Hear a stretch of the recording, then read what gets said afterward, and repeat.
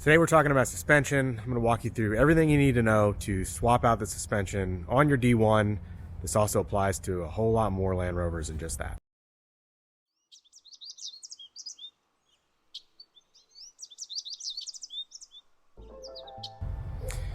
Okay guys, so on this episode I'm going to talk you through exactly how to take off and change out the suspension on the D1, but this also applies to really Range Rover Classics, other cars kind of in this era and this family. A lot of these suspensions are super similar, but these steps are specific to the D1. So if you've been following along in the last episode, you know that I picked up a parts car that had a really nice Old Man Emu lift. It's about 2.5 inches from what I can tell.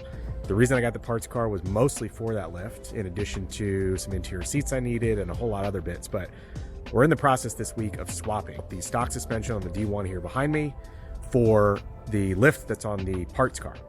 So I've got the car set up. I'm going to walk you through step by step how to do this. This also applies if you just want to change out your OEM suspension that's in bad shape or just needs replacement or whatever. So follow along in the steps. Hopefully you find it helpful, and let's get into it. Okay, so I've got the car set up. As you can see on jack stands, have removed all the wheels. One quick note on these wheels, they are a little tricky to get off. They've got these aluminum covers on the lug nuts, and they can sometimes be shaved off and bent depending on how tire shops in the past have handled that. But nonetheless, you need a 27mm socket to get these off, and it needs to be exactly that. If you use something slightly different, you have the potential to really ruin those. The other thing to keep in mind is you need a 6-point socket. A lot of sockets you'll buy at Home Depot, Lowe's, hardware store, 12-point. Really needs to be 6-point. So you've got to get those on tight. Sometimes you need to use a hammer to actually bang the socket down a little bit. Don't do it too much because then it'll get stuck on there. But anyone who has one of these cars or has a car with those types of covers knows the trick that is that. But anyway, we got those off successfully. So now we've got the car set up, and I'll walk you through what we're going to be doing. So basically, the steps involved to take this off are, first and foremost, you need to take this nut here at the bottom. Okay, this sits right underneath the perch where the spring sits. That needs to come off. You also need to take off these two nuts here. And then there's two identical nuts on the inside of the engine bay, which you can access with the hood up. Now, as you can see, I've sprayed penetrating oil on all of these ahead of time. I did this yesterday with these cars that have been older or driven a lot or have mud or whatever caked on. That's always a good idea. Day before you're going to do your project, spray everything down. But essentially, we're going to undo that bolt. We're going to undo this. It's going to allow us to take the entire shock and cover assembly out through the engine bay. That will clear the way for us to take this spring out by manipulating the axle, releasing the tension off of this, creating some space. And we really just need to get this up over the lip on this perch here. Then, of course, we'll do everything in reverse to put in the new one. So, seems pretty easy. It will be a little bit of work. Started removing the suspension at the shop on the parts car, and I can tell you that, yes, it's straightforward, but a lot of times these bolts are seized, they're rusted, they're caked with all kinds of stuff, so certainly makes it a little difficult. So in the back, very similar process, but you've got a bolt up here, okay, on the back of the frame. You've got another bolt down here at the bottom that is underneath the very bottom side there, very similar to the front. So those two bolts will allow you to take the shock out, and then this one just pops out as well on the spring side with manipulating the axle. So we're gonna go get to it and get these things out so we can bring over the Old Man Emu lift and get that installed. But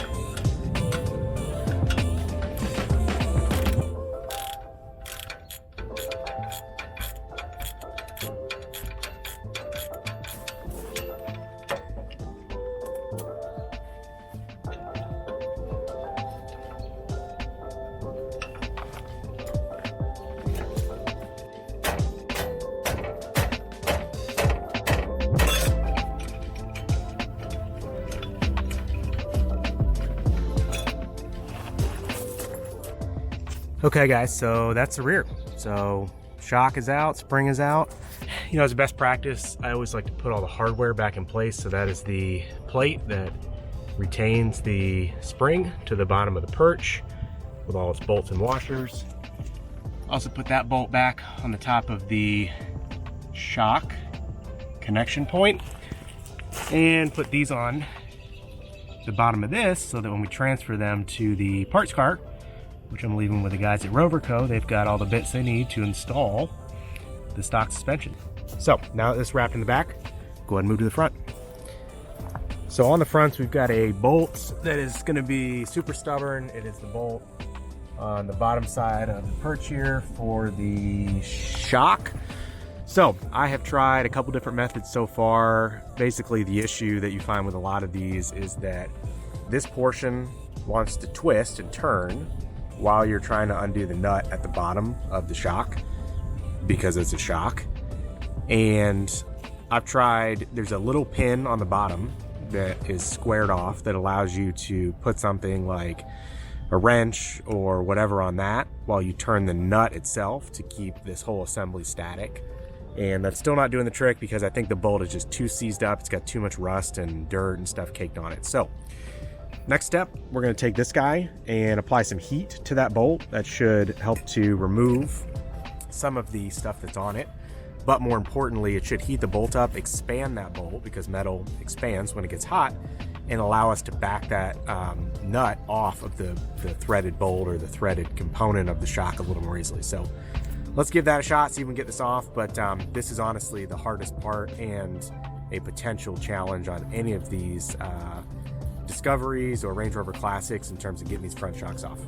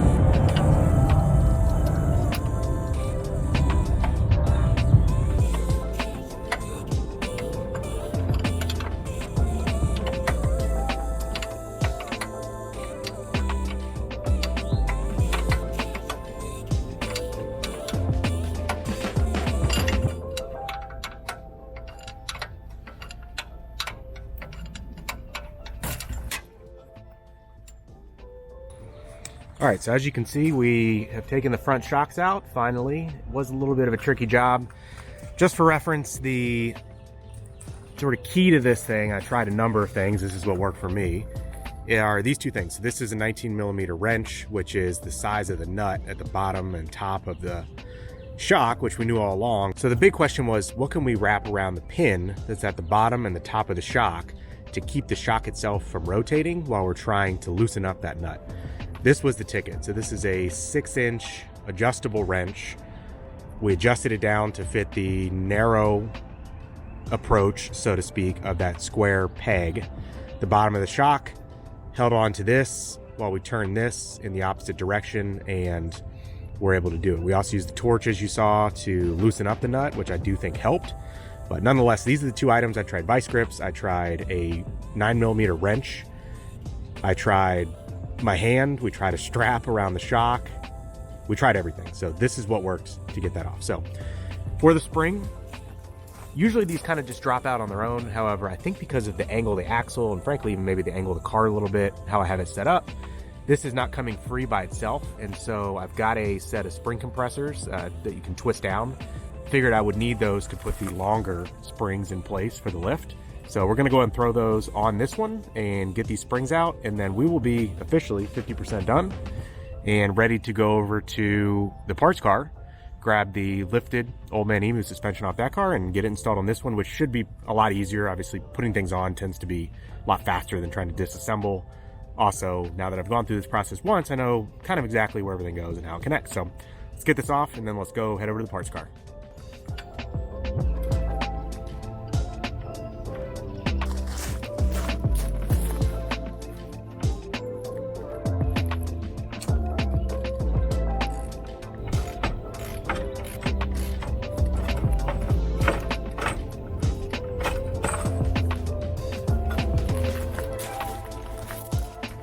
we go. So it's out. Obviously this plate is something that you want to reuse and keep. As I mentioned, I also like to put the bolts and nuts and all the things where they go. So I'm actually going to let that sit there. We'll put the nuts back on the top of that so we know exactly where they go when we come back to put on the new suspension. But we're off front and back, and come back and do the install, and we'll be done with the video. All right, so in terms of install, look, you're just doing everything in reverse. So we're going to start in the back. This was easiest to take off, so hopefully it's easiest to put on. But got our new shock here from the parts car that we took off, and you're going to basically attach this up here over this bolt. Now, these are existing shocks and springs from a vehicle. The bushings in a lot of cases are okay, in some cases not so good. These happen to be pretty good, so I'm going to leave those alone. These are also pretty difficult to pop out or burn out and replace. The ones down at the bottom are just stackable. So, you know, these are in pretty decent shape. We'll probably reuse these, but some of these are in really rough shape. Happen to have a full set of these for the Range Rover Classic. So I'm gonna go ahead and use those up, and then I'll just reorder some additional bushings and things because that install is still a couple weeks off. That will be on the channel, by the way. So basically put everything in reverse. This connects down here, as you guys know from what I took off. One bolt screws in basically in the underside of the shock right there. In terms of the spring and getting it on this perch, these springs are obviously taller because this is a lift. I think it's about 2.5 inches. It's a little hard to figure out, but it's certainly over 2. Should be close to 3. We're going to use spring compressors on this. So we'll set those up, we'll crank them down, compress them so that they can fit inside of this gap here. We are going to put this ring back, which you see on the top. This ring sits up inside this section right here. And then the weight of the car keeps this down, but also this little plate. So you take this plate, put it over here with the spring obviously sitting underneath the outside of this. Bolt that down. These are 17 millimeter. These I think are 19 millimeter, and call it a day. So that's the back. We're gonna go ahead and get started.